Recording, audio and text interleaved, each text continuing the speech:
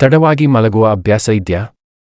Type 2 ಡಯಾಬಿಟಿಸ್ಗೆ ಕಾರಣವಾಗುತ್ತೆ. ಹುಷಾರ್, ಇತ್ತೀಚೆಗೆ ಒತ್ತಡದ ಕೆಲಸಗಳು, late night work, party, traffic ಹೀಗೆ ಒಂದಲ್ಲ ಒಂದು ಕಾರಣದಿಂದಾಗಿ ತಡವಾಗಿ ಮಲಗುವುದು ಅಭ್ಯಾಸವಾಗಿರುತ್ತದೆ. ಅದರಲ್ಲೂ ಕೆಲವರು ರಾತ್ರಿ 12 ಅಥವಾ 1 ಗಂಟೆಗೆ ಮಲಗುವ ಅಭ್ಯಾಸ ಇಟ್ಟುಕೊಂಡಿರುತ್ತಾರೆ. ಅವರು ಬೇಗ ಊಟ ಮುಗಿಸಿದ್ದರೂ ಸಹ 1 ಗಂಟೆಯ ಕಡಿಮೆ ಮಲಗುವುದೇ ಇಲ್ಲ. ಮತ್ತೆ ಕೆಲವರು ಇದೇ ಅಭ್ಯಾಸ ಮುಂದುವರೆಸಿ ತಡವಾಗಿ ಮಲಗಿ ತಡವಾಗಿ ಏಳುತ್ತಾರೆ.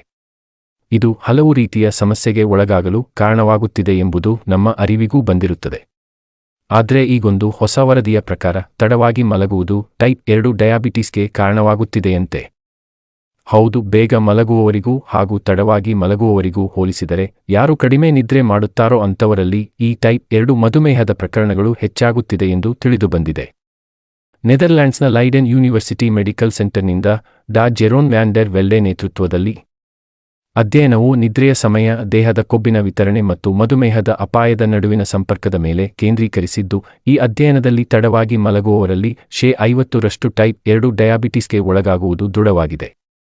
ತಡವಾಗಿ ಮಲಗಿರುವವರು ಧೂಮಪಾನ ಅಥವಾ ಕಳಪೆ ಆಹಾರದಂತಹ ಅನಾರೋಗ್ಯಕರ ಜೀವನ ಶೈಲಿಯನ್ನು ಹೊಂದಿರುತ್ತಾರೆ ಎಂಬುದು ಈ ಅಧ್ಯಯನಕ್ಕೂ ಮೊದಲೇ ತಿಳಿದುಬಂದಿದೆ. ಟೈಪ್ 2 ಡಯಾಬಿಟಿಸ್ ಭಾರತದಲ್ಲಿ ಸಾಮಾನ್ಯವಾದ ಸಾಂಕ್ರಾಮಿಕವಲ್ಲದ ಕಾಯಿಲೆಗಳಲ್ಲಿ ಒಂದಾಗಿದೆ. ದೇಶದಲ್ಲಿ 100 ದಶಲಕ್ಷಕ್ಕೂ ಹೆಚ್ಚು ಜನರು ಈ ಕಾಯಿಲೆಯಿಂದ ಬಳಲುತ್ತಿದ್ದಾರೆ. ಹಾಗೆ ಇತ್ತೀಚಿನ ದಿನಗಳಲ್ಲಿ ಈ ಪ್ರಮಾಣ ಮತ್ತಷ್ಟು ಹೆಚ್ಚಳವಾಗಿದ್ದು ಎಲ್ಲರ ಆತಂಕ ಹೆಚ್ಚಾಗಲು ಕಾರಣವಾಗಿದೆ. ಈ ಅಧ್ಯಯನಕ್ಕಾಗಿ ಸುಮಾರು 5,000 ಮಂದಿಯನ್ನು ಪ್ರಯೋಗಕ್ಕೆ ಒಳಪಡಿಸಲಾಗಿದೆ. ಅವರೆಲ್ಲರೂ ಸರಾಸರಿ 56 ವರ್ಷದವರಾಗಿದ್ದರು. ಹಾಗೆ ಇವರನ್ನು 2 ಗುಂಪುಗಳಾಗಿಯೂ ವಿಂಗಡಿಸಲಾಗಿತ್ತು. ಅವರಲ್ಲಿ ದೇಹವು ಇನ್ಸುಲಿನ್ ಅನ್ನು ಸರಿಯಾಗಿ ಬಳಸುವುದಿಲ್ಲ. ಇದು ಅಧಿಕ ರಕ್ತದ ಸಕ್ಕರೆ ಮಟ್ಟಕ್ಕೆ ಕಾರಣವಾಗುತ್ತದೆ. ಇದು ಸಾಮಾನ್ಯವಾಗಿ ಬೊಜ್ಜು, ನಿಷ್ಕ್ರಿಯತೆ ಮತ್ತು ಕಳಪೆ ಆಹಾರದೊಂದಿಗೆ ಸಂಬಂಧಿಸಿದೆ ಎಂದು ತಿಳಿದುಬಂದಿದೆ. ದೈಹಿಕ ಚಟುವಟಿಕೆ ಮತ್ತು ನಿದ್ರೆಯ ಗುಣಮಟ್ಟ ಮುಂತಾದ ಅಂಶಗಳು ಸರಿಯಾದ ಬಳಿಕವೂ ಮಧುಮೇಹ ಅಭಿವೃದ್ಧಿಪಡಿಸುತ್ತಿರುವುದು ಕಂಡುಬಂದಿದೆ. ಸಾಮಾನ್ಯವಾಗಿ ಟೈಪ್ 2 ಮಧುಮೇಹದಲ್ಲಿ 2 ಸಮಸ್ಯೆಗಳಿರುತ್ತದೆ.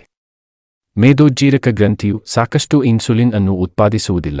ಎರಡನೆಯದಾಗಿ ನಿಮ್ಮ ಜೀವಕೋಶಗಳಿಗೆ ಸಕ್ಕರೆಯ ಚಲನೆಯನ್ನು ನಿಯಂತ್ರಿಸುವ ಹಾರ್ಮೋನ್ ಮತ್ತು ಜೀವಕೋಶಗಳು ಇನ್ಸುಲಿನ್ಗೆ ಕೆಟ್ಟದಾಗಿ ಪ್ರತಿಕ್ರಿಯಿಸುತ್ತವೆ ಮತ್ತು ಕಡಿಮೆ ಸಕ್ಕರೆಯನ್ನು ತೆಗೆದುಕೊಳ್ಳುತ್ತವೆ.